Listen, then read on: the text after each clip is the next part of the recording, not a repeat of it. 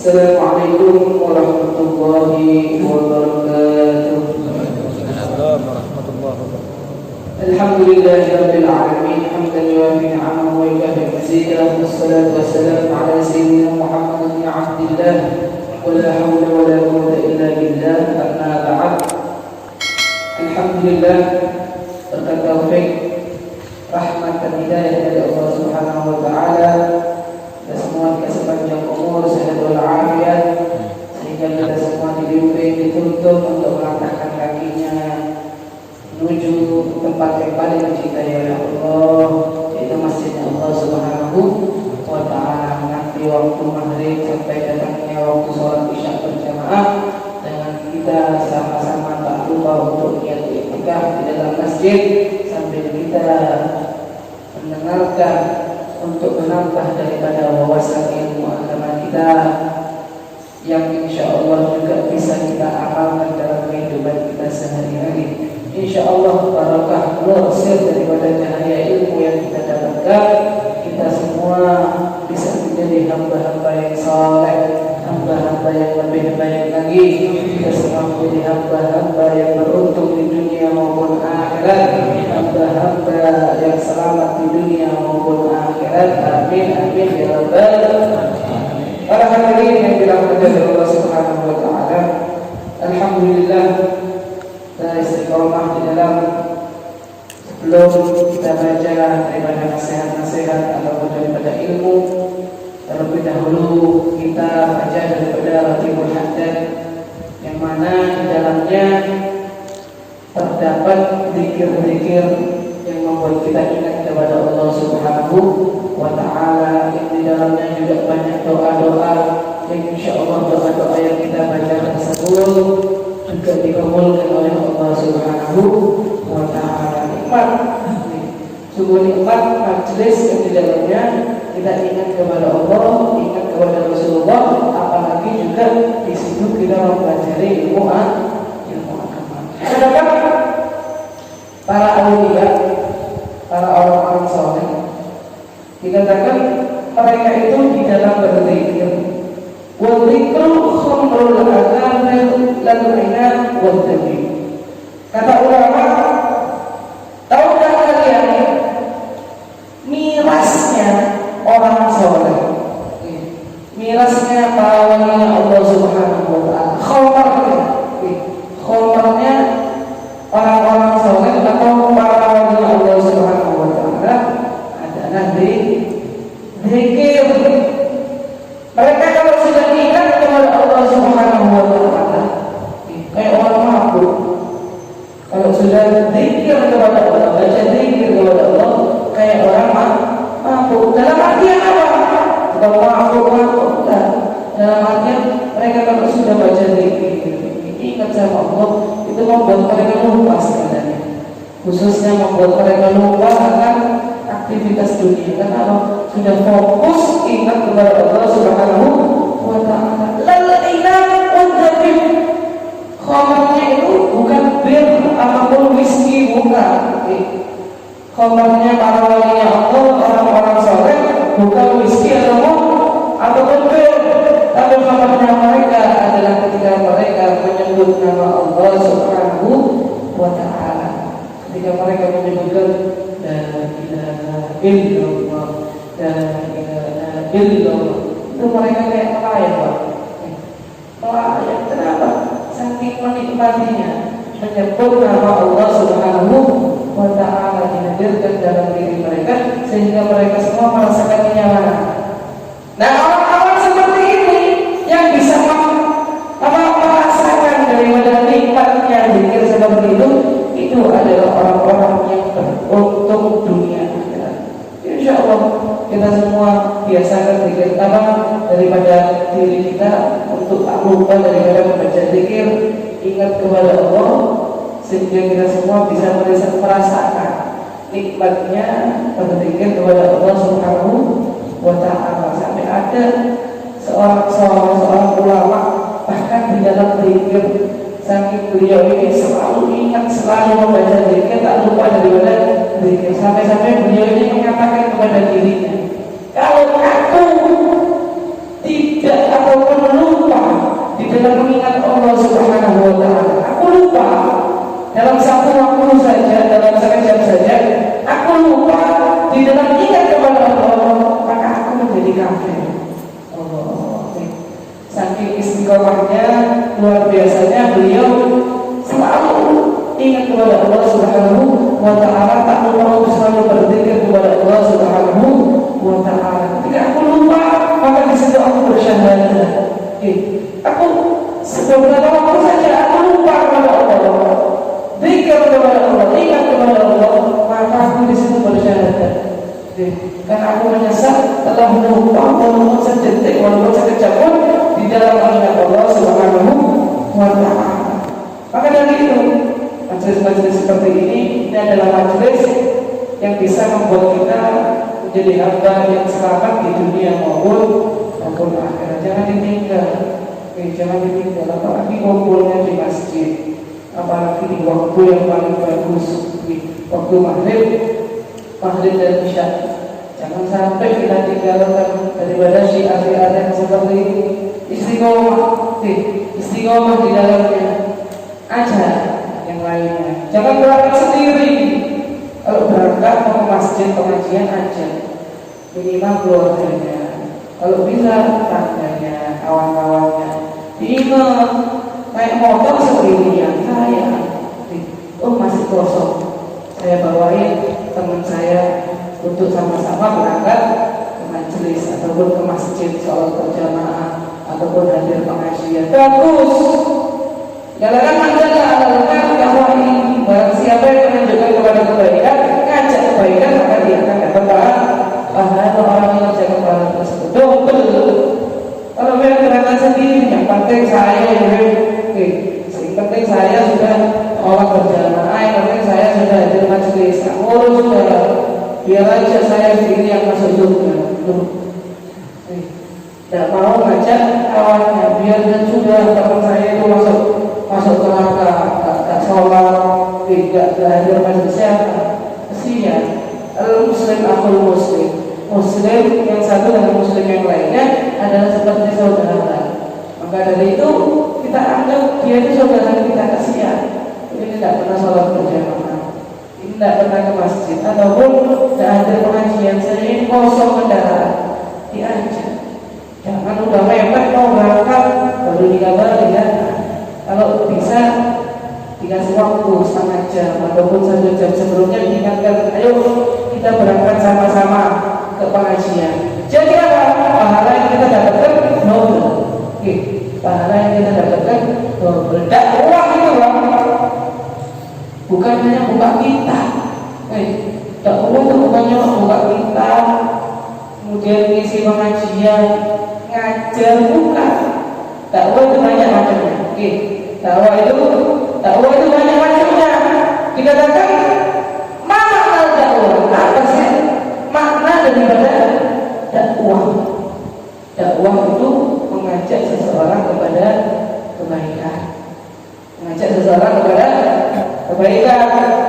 Dakwah itu mengajak seseorang dari yang jauh menjadi dekat kepada Allah Subhanahu wa Ta'ala. Dakwah itu mengajak seseorang yang dari mereka lupa kepada Allah Subhanahu wa Ta'ala menjadi ingat kepada Allah Subhanahu wa Ta'ala. Itu dakwah. Tak harus baca kitab. Saya ingin dakwah, saya harus ceramah. Saya ingin dakwah, saya harus buka kitab benar. Saya ingin dakwah, saya harus mimpi di depan benar. Dakwah itu macam-macam.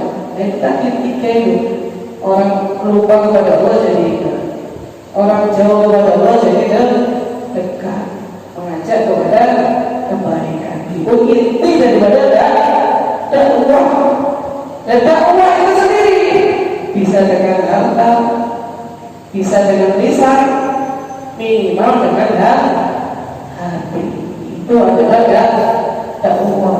Kalau kita, saya ini ada uang, ada harta, saya tidak bisa ceramah, tidak bisa, saya ini bodoh ilmu, ya dengan hartanya. Misalnya saya tidak ada harta, tapi saya punya anak buah banyak, punya kawan banyak, Saya bisa ngajak-ngajak orang untuk hadir kepada kebaikan, untuk mengajak orang untuk kebaikan. Itu termasuk dakwah dengan lisan kita. Nah, paling minimal dakwah yaitu dengan hati. Karena kita diperintahkan oleh Allah Subhanahu wa taala untuk berdakwah, mengajak seseorang kepada kebaikan. Ngajak kebaikan, jemaah biasanya khususnya di waktu Jumatan, sholat Jumat, banyak kayak daripada tukang. Ini yang saya temui, di daerah ya banyak, di Jawa juga banyak, di sini juga banyak.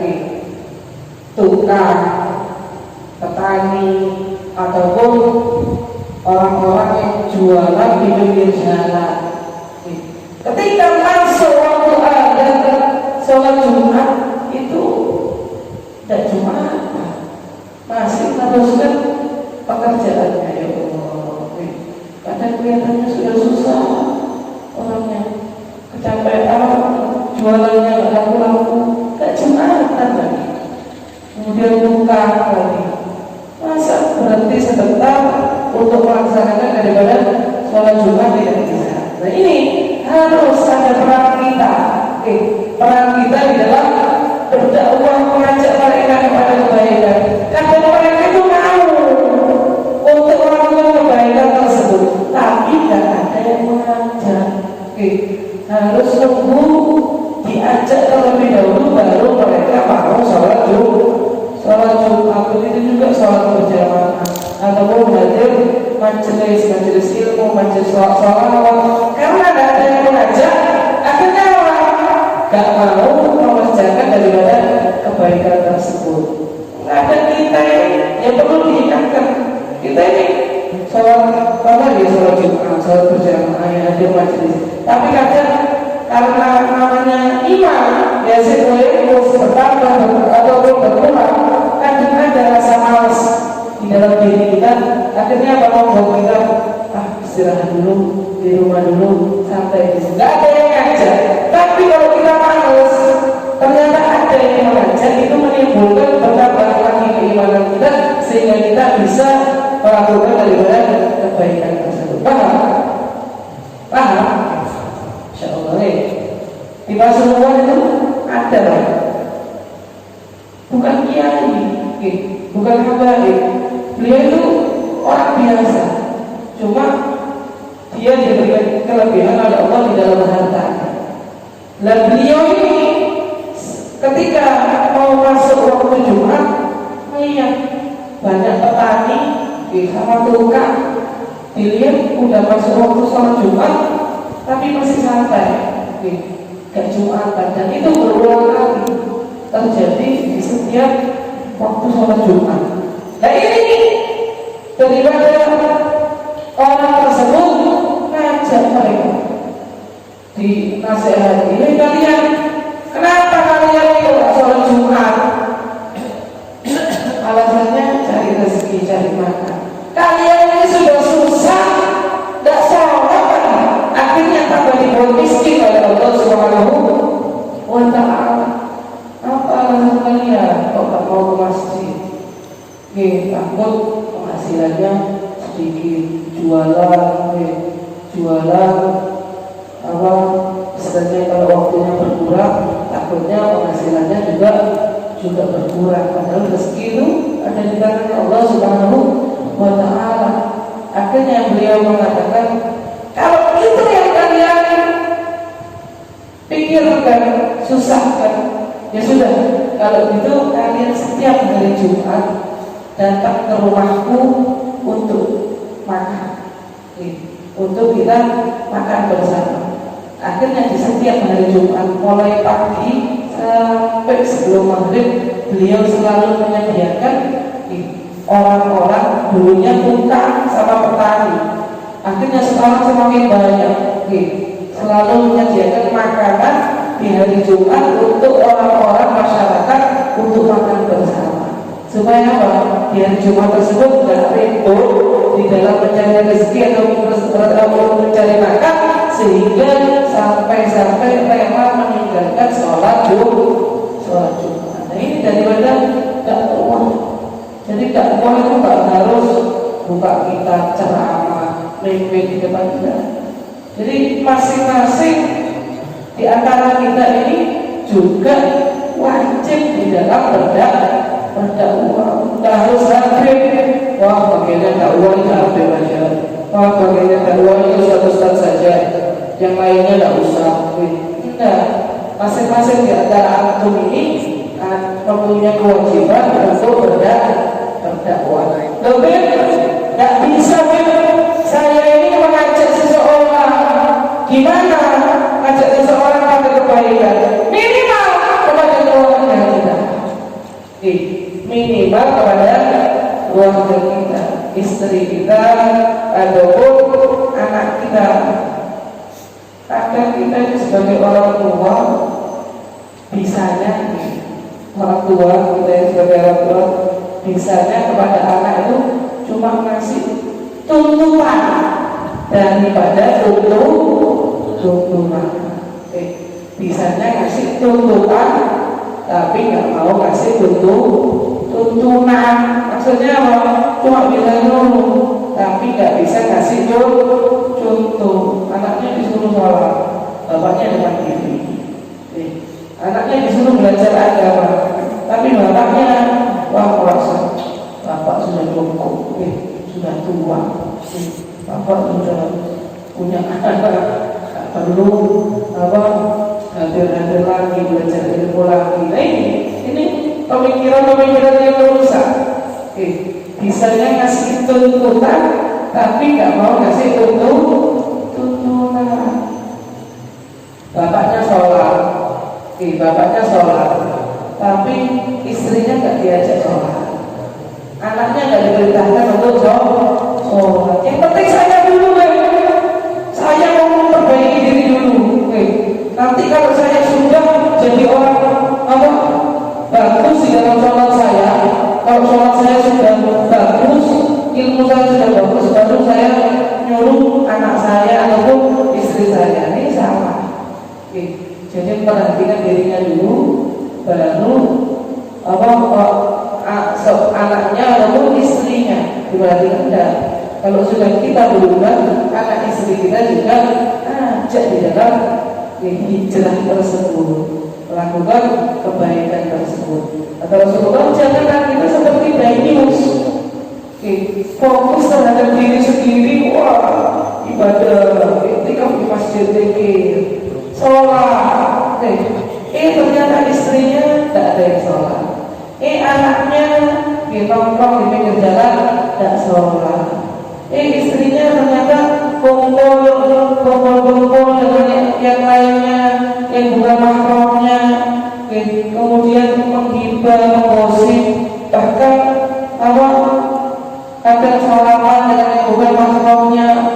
Dibiarkan saja, nggak diajak, nggak diajari, nggak diajak kepada kebaikan juga. Nah, kata Rasulullah, tak yajid urfal jannah.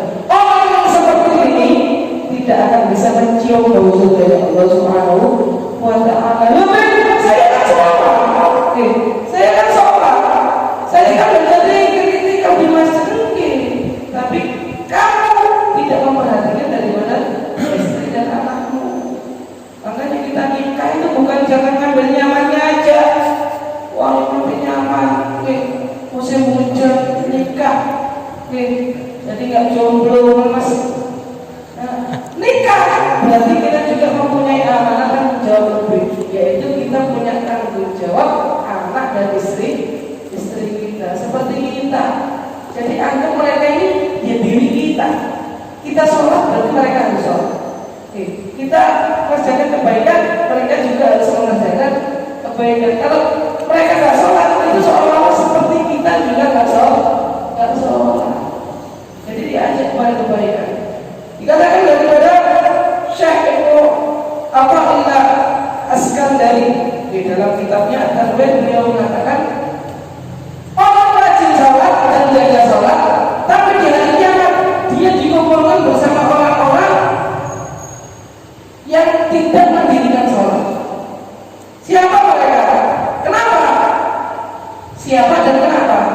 yaitu orang-orang yang dia itu sholat dan menjaga sholat, tapi dia punya istri dan keluarga tidak sholat. Alhamdulillah, alhamdulillah dari. Makanya kalau punya anak istri, didik dengan didikan agama yang bagus. Ajar ilmu yang kita dapatkan, ajarkan kepada anak-anak kita. Jangan anak itu cuma diajari dunia saja. Tapi nggak ada ilmu agama yang masuk. Ilmunya sholat, cuma ikut-ikutan aja. Pokoknya sholat. Gerakannya ini. Bacaannya seperti apa? Nggak tahu. Tunggu. Banyak yang salah. Wudhunya ikut-ikutan saja. Pokoknya bahasa sudah. Akhirnya anak apa? Ketika disuruh untuk sholat, alasannya ini Pak sudah basah wajah saya. Itu Pak sandal saya di depan musola. Padahal belum sholat. Ngakali orang tuanya. Orang tuanya gitu juga. Gak tahu ilmu daripada ilmu sholat. Gara-gara apa? Gak pernah hadir pengajian. Gak ada kata terlambat di dalam mempelajari ilmu agamanya Allah Subhanahu wa Ta'ala. Para sahabat, mereka belajar ilmu agama, rata-rata usia mereka 30 tahun ke atas. Jadi, salah besar. Kalau saya sudah tua, sudah cukup sudah. Saya waktunya istirahat di rumah. Salah. Jadikan carilah ilmu dari mulai buaya ibu sampai ke liang lahat. Kita diperintahkan untuk selalu cari ilmu agama supaya kita nggak nyesal. Jadi apa yang tidak menyesal kelak di pengadilannya Allah Subhanahu wa Ta'ala. Itu tadi.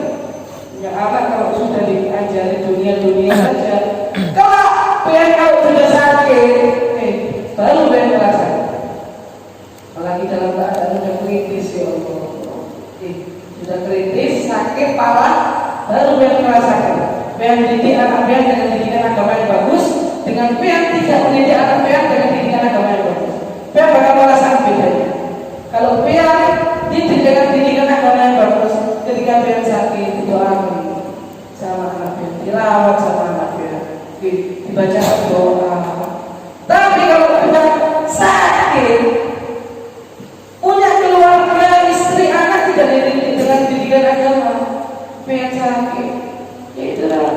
Akhirnya yang ada yang ditanya, tanah bapak di mana aja?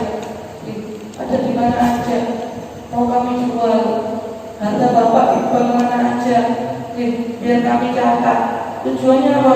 Biar nanti kita nggak bingung membagi warisannya. Ya bapak itu sudah sekarang di atas kasur anaknya masih bingung dalam urusan dunia. Ada cerita lucu seseorang yang mana dia punya 3 anak. Dan ini orang tidak paham agama, anak-anaknya, istrinya tidak diajari dengan didikan agama. Ketika meninggal, bapaknya diwasiat kepada anak-anaknya, yang mana anak-anaknya ini dari ketiga anaknya ini adalah pengusaha sukses. Pengusaha sukses. Diwasiatkan kepada anak-anaknya ketika sudah sakit parah. Wahai anak-anakku, aku berwasiat kepada kalian, ketika aku nanti meninggal, taruh di peti jenazahku masing-masing dari kalian duit 1 miliar. Taruh di peti saya duit 1 miliar. Masing-masing anak ngasih 1 miliar. Namanya anaknya pengusaha sukses. 1 miliar buat bapak, buat orang tua, cash. 1 miliar tidak ada artinya. Oke Pak, buat bapak apa sih yang enggak? Kisahnya ini kayak bakti sama orang tua. Ketika bapaknya meninggal dunia, hendak dimandikan. Model orang Cina dikira uang itu bisa dibawa mati, dibuat belanja di akhirat. Padahal harta nggak bisa dibawa dibawa menanti. Kalau kita punya harta, kalau nggak kita gunakan di jalan Allah, tidak dizakati, tidak disodakoi, itu justru bakal jadi beban kepada kita.